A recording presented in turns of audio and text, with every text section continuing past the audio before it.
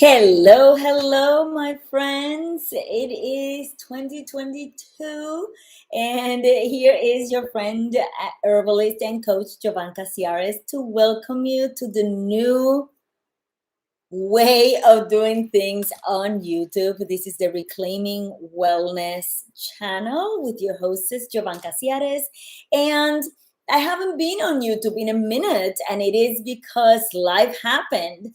But I wanted to, as I was kind of getting ready for the end of the year and kind of trying to figure out how to bring you new, exciting content for 2022, I decided that I was going to shift the way I did videos. And instead, I was going to do, rather than, recording videos with particular topics that are specific to what somebody, one or two people might need, I wanted to have a different content or format that included news that are related to healthy living, to wellness practices, and to the things that are near and dear to my heart: plant-based living, plant herbalism, how to use plants to help our bodies restore balance and help us stay strong and healthy for years to come, and talk about whatever might be in the news that is related to health and wellness in general.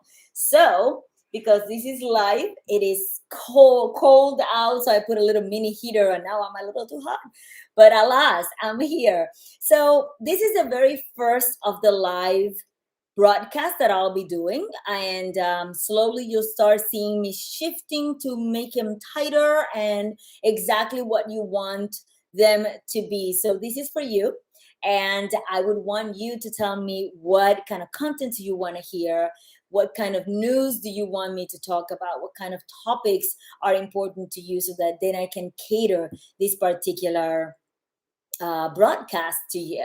For now, they're going to be once a week, either on Tuesdays or Wednesdays, and they will live on YouTube, but they will also be sent to my email list. So if you don't want to miss them, or if you're concerned about missing them, all you have to do is sign up for my newsletter. You will get a link on the description, and you'll get your particular video for that week the following day. So let's get started. So what I wanted to do was to focus on three topics. Normally, they're going to be, all these broadcasts are going to be divided into three topics. One will be about plant-based living, so veganism and plant-based living. The second part will be about nutrients, or about plants, or about mushrooms, or about any of these amazing substances that are helping us stay healthy and happy. And then at the end, we'll have a talk about anything that might be in the news that's related to health and wellness. So let's start first and foremost with plant-based living. And I am, one of the things that I need to learn on YouTube is how to share my screen to show you what I'll be talking about when I am reading this. But for the time being, since I don't think YouTube Live actually has a way of showing us or letting me know how to share the screen, I'm just gonna have to tell you exactly how it is. So it's gonna be like a video podcast, if you will. All right. So in the news, especially, well, I'm sorry, in news about plant-based living, I am really excited to learn that a lot of these big companies out there, like Kentucky Fried Chicken, like McDonald's, like Burger King, are incorporating a lot of plant-based meats into their repertoire, and that is actually relatively good news, because it gets people desensitized. It destigmatizes the concept of eating plant-based. And so if you are the kind that wants to eat a little bit more plants but don't want to sacrifice on the flavors and the taste of the meat, that might be a good alternative for you. But it's important that you remember that those are transitional foods, transitional meats, if you will, and they're not really meant for you to eat them every day, because they are processed, and as you know, processed stuff might not be that great for you in the long run. I also read today in the news, I think Veg News had an article about Magnum, which is that brand of ice cream that is increasing the alternatives related to their offerings of plant-based ice cream. So in particular, Magnum expands vegan ice cream line with new hazelnut flavor and mini snack bars. Really exciting also for that very reason, because we don't need to engage with the nasty stuff, and get excited about more plant-based eating, and getting us destigmatizing the concept of eating more plant-based, and also enjoying the fact that the plant-based foods are actually tasty and tastier and tastier.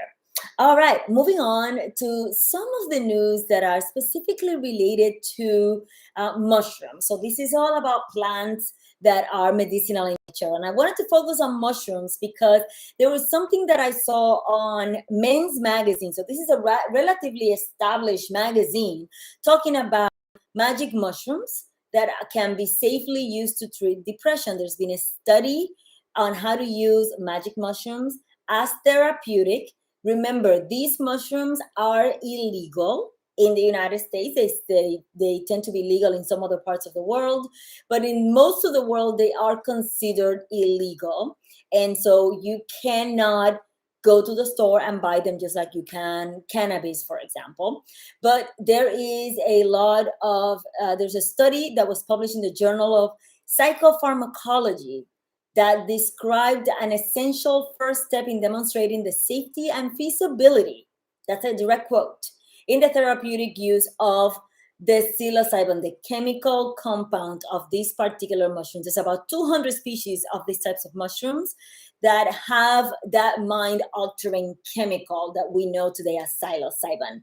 My suggestion to you is, if you're the kind that struggles with PTSD, with treatment-resistant depression, with anxiety, you might want to talk to your doctor. You might want to go and check out some of the studies that might be in your state, and perhaps somebody is open and is willing to tell you a little bit more about them. I believe that is a matter of time before mushrooms become, especially magic mushrooms, become decriminalized and eventually become legalized in the United States, and they will be available widely, just like cannabis is available widely.